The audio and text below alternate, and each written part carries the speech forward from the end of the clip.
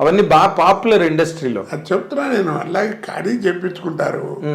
గబ్బాలేమో కొంతమంది ఏమో నవ్వుకు ఒక రోజున అక్కినేని నాగేశ్వరరావు అన్నపూర్ణ స్టూడియోలో మర్రి చెట్టు ఉంది కదా, దాని కింద కుర్చేసి కూర్చునేవారు సాయంకాలం పూట. అప్పుడు మధ్యాహ్నం పొద్దున పూట రోజు అక్కడ ఉంటే కోటారావు అన్న పిలిచారు. వెళ్ళే పాపం మహానుభావుడు, ఎంత ఇష్టం. ఇద్దరు అని సినిమా ఒకటి రిలీజ్ అయింది. అవును, కోదండరామిరెడ్డి గారి దాంట్లో నాగార్జున నాగేశ్వరరావు ఇద్దరు ఉంటారు. తాగొచ్చి మాట్లాడితే నాగేశ్వరరావు తాగుడు నీకేం తెలుసు తాగుడు గురించి అని క్లాస్ పెడతాడు. అలా ఇంట్లో తల్లిదండ్రులు ఒరిజినల్ మాట్లాడుకున్నట్టు ఉంటాయి. ఆ సినిమా గురించి ఏంటి అనే ఉద్దేశం అన్నాడు. దాంట్లో నేను వెళ్ళను. ఏముంది చెప్పు సరదాగా అందరూ అంటుంటారు వినాలి ముందు అన్నాడు. ఏముంది సార్ సినిమా, ఇద్దరు ఎలా ఉందని అడిగితే నిద్ర అన్నారన్న. చాలేదా నీ లెవెల్కి చాలేదన్నాడు. బాగానే ఉంది కానీ చాలేదన్నాడు. చేతిలో మామిడి మండ ఒకటి చిన్నది పట్టుకుని ఇలా అనుకుంటూ మాట్లాడుతున్నాం. ఇది లెవెల్కి చాలేదు అన్నాడు. ఏముంది సార్ కొంచెం బాధపడతారేమో అన్నాడు. పర్లేదు చెప్పు అన్నాడు. ఏం లేదండి, తాగొచ్చి మీతో మాట్లాడుతుంటాడు కదా, మీ ముందు ఎవడన్నా తాగుడు యాక్షన్ చేస్తే ఎవడన్నా నవ్వుతారు.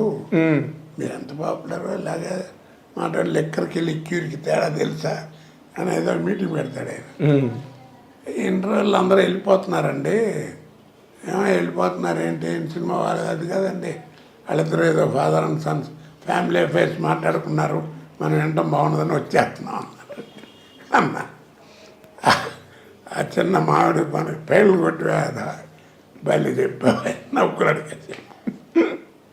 అలాగే చిరంజీవి గారు కూడా అలాగే ఎందుకంటే చెప్పేది నాగేశ్వరరావు ఒక ఫంక్షన్లో బ్రహ్మానందం గారు కూడా ఉన్నారు. బ్రహ్మానందం గారు ఫంక్షన్ అది, ఆయనకి అభినందన లేదు. నాగేశ్వరరావు పెద్ద ఆయన చీఫ్ గెస్ట్ ఏదో మాట్లాడుతున్నా. ఎప్పుడు వెళ్ళలేదు. నాకు పద్మశ్రీ వచ్చినంత ఆనందం వేసింది ఆ రోజు, ఇప్పుడు కొన్నేళ్ల క్రితం.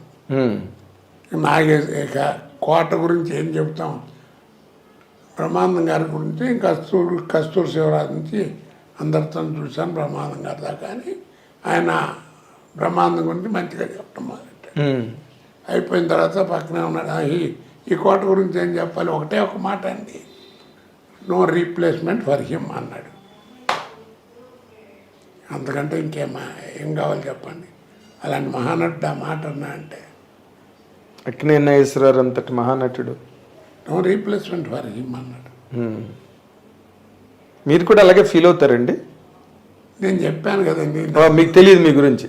యథార్థంగా భగవంతుడు సాక్షిగా అండి, ఇంతకంటే ఇక అబద్ధం ఆడినా కానీ పాపమే అది. అదేలేండి. నేను ఎప్పుడు వాళ్ళ క్యారెక్టర్ బాగుందని 10 మంది చెప్తే ఓహో అక్కడ అన్నీ ఎప్పుడు చూసినప్పుడు ఓ సీన్ బాగా చేశానే అని అనుకుంటాను తప్ప, నా అంత నటుడు లేడు, లేకపోతే నేను గొప్ప నటుండి చస్తే మీరు నమ్మండి నా మనసులోకి రాదు అది. అదేలేండి. అదే అందుకే మీరు ఇంత కెరీర్ ఇంతకాలం కొనసాగి ఏదైనా అనండి మీరు నిజం చెప్పాను. అదే ఆ తర్వాత మిమ్మల్ని చిరంజీవి గారు కూడా అడిగారు కదా, ఏదో నా మీద ఏదో జోక్ వేసావంటే చెప్పు నువ్వని. ఆయన మీద ఏం జోక్ స్టోర్పురం పోలీస్ స్టేషన్ మీద. అదే 2 వరస్టపురం పోలీస్ స్టేషన్ అన్నాను. అది కేఎస్ రామారావుతోనే అన్నాను. ఆయన కూడా దాకా ఇద్దరు ఉన్నాను విన్నారు. టూవర్టపురం పోలీస్ స్టేషన్ ఎట్ట ఉంది అంటే 2 వరస్టపురం పోలీస్ స్టేషన్ అంటారు. సరే నవ్వుకుంటారు కదా. అంతే అంతే నవ్వు. ఇప్పుడు ధైర్యం కూడా ఉండాలి ఆ మాట చెప్పడానికి. అలా చెప్పాలనే ధైర్యం ఉంది కదా అనేటువంటి మెంటాలిటీ అయితే మనం ఏం మాడుతున్నాం అవతలవాడికి తెలుసు, వాళ్ళు ఎంజాయ్ చేయరు కదా. కానీ ఇప్పుడు మీరు ఇంత సాత్వికంగా ఇంత సహజ సిద్ధంగా మాట్లాడే ఒక పరిపూర్ణమైన వ్యక్తి, నటుడుగా కూడా అందరూ ఒప్పుకుంటారు. కానీ ఒక టైంలో ఇండస్ట్రీలో మీరు ఎవరినో చాలా పెద్ద వ్యక్తుల్ని సినిమా ఇండస్ట్రీలో దూషించారని, మిమ్మల్ని బాయ్కాట్ చేయాలని అందరూ నిర్ణయం తీసుకున్నారని, తర్వాత ఆ నిర్ణయం తీసుకున్న మర్నాడే మీరు గణేష్ సినిమాకి బుక్ అయ్యారని అప్పుడు ఆ టైంలో ఇండస్ట్రీలో మాట్లాడుకున్నారు. ఇది నిజమేనా? నాకు తెలియదండి. ఉమ్, నా నోటీసు రాలేదు, ఓకే. యథార్థంగా రాలేదు. ఉమ్, ఎందుకు అనుకుంటారండి ఆర్టిస్ట్ కనపడుతుంటే? మీరు మంచి ఆర్టిస్టు, మీరు చేస్తేనే బాగుంటుంది అనుకుంటే రామారావు ఇప్పుడు రావు గోపాలరావును రామలింగ గారు అలవాట్లు తెలియవా? వాళ్ళు ఎంత జాగ్రత్తగా రాఘవేంద్ర గారు వాడేవారు షూటింగ్లో, ఏమంటారు? అవును.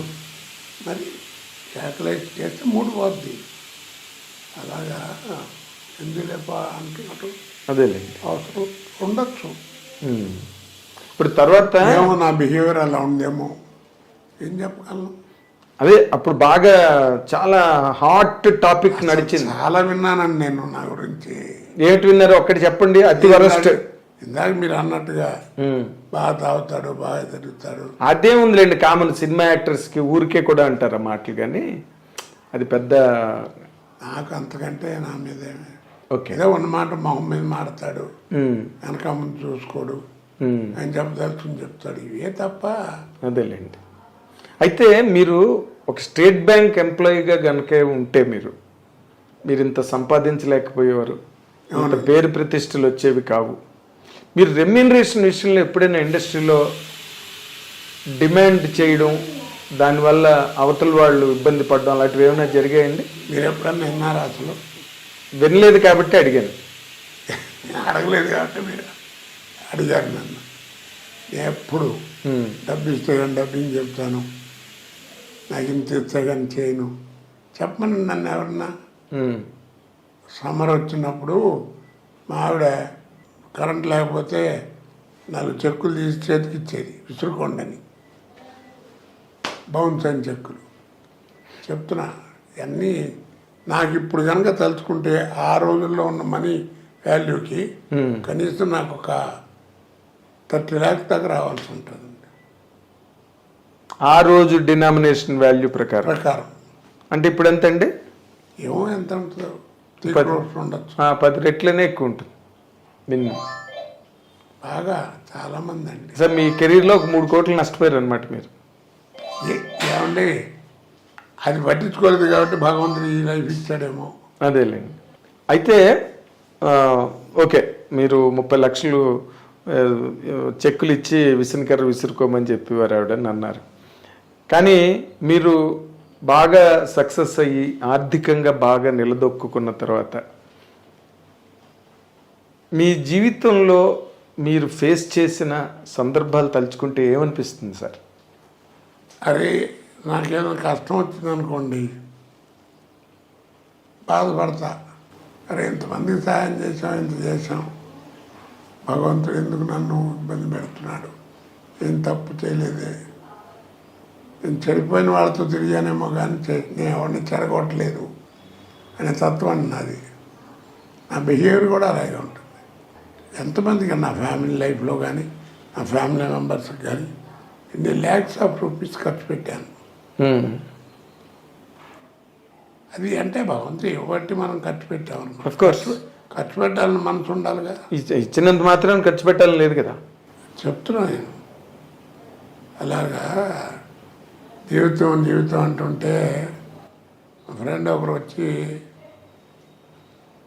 టెన్షన్గా ఉందిరా జీవితం అంటే ఏమిటో అని. అంటే జీవితం అంటూనే టెన్షన్ పడతా ఎందుకురా అన్న. అదేంటన్నాడు, దాంట్లోనే అర్థం ఉందన్న, జీవితం అనే పదంలోనే అర్థం కూడా ఉందన్నాడు. అదేంటన్నాడు, రాయి తెలుస్తుందన్న. రాశాడు జీవితం అని, చివరికి ఏముందన్న, 0 ఉందన్నాడు. అదేరా జీవితం, పిచ్చి ఉన్నాడు జీవితం అంటే చివరికి శూన్యం. పెద్దలు మహానుభావులు పోతే పూర్ణం అంటారు, నాలంటే ఆ ప్రగుడు పోతే 0 అంటారు. తేడా. లైఫ్ చివరికి అందరం చేతులు కడుక్కుని పోవాల్సిందే. అంటే ఇప్పుడు మళ్ళీ మీరే అంత బాధ్యతగా మీరే అన్నీ చూసుకోవాల్సి వస్తుంది, మీరే దగ్గరుండి అన్నీ చేసుకోవాల్సి వస్తుంది కదా ఈ ఏజ్లో, ఈ హెల్త్ కండిషన్స్లో. ఏంటి ఈ పదం? నార్మల్గా ఇంటి వ్యవహారాలు అవి నేనేం పెద్ద చూసేది లేని, పిల్లలు పెద్దవాళ్ళు అయ్యారు, వాళ్ళు చదువుకుంటున్నారు. నా అదృష్టం బాగుండి మంచి కోడలు. ఈ కోడల గురించి నేను చెప్పాలంటే అంతకంటే మంచి మాట లేదు. మంచి కోడలు దొరికింది, నాకు ఏ ప్రాబ్లం లేదు, చక్కగా చదువుకుంది. పిల్లలు మెరిటోరియస్గా చదువుతారు. దానికి కారణం నాకేమీ తెలియదు, నేను కానీ మా ఆవిడ కానీ కాదు. అంతా అమ్మాయే చక్కగా పిల్లల్ని చదివించుకోవడం చేయటం అన్నీ అదొక అదృష్టం. లేకపోతే ఇదంతా ఎట్లా ఉంటుంది కదా మరి. సో ఆవిడ సముద్రాలు అన్ని జాగ్రత్తగా ప్లాన్ చేసుకుని ప్లానే ఉంది. బయటికి ఏం ఊరికి ఎక్కడ పడితే అక్కడికి మాట్లాడటం చేయటం ఉండదు. అవును. తన పని తను దానికి ఏదన్నా నాకు తెలియదు అడుగుతాను, అమ్మాయి చూడని చూస్తారు, చెప్తారు, అయిపోద్ది.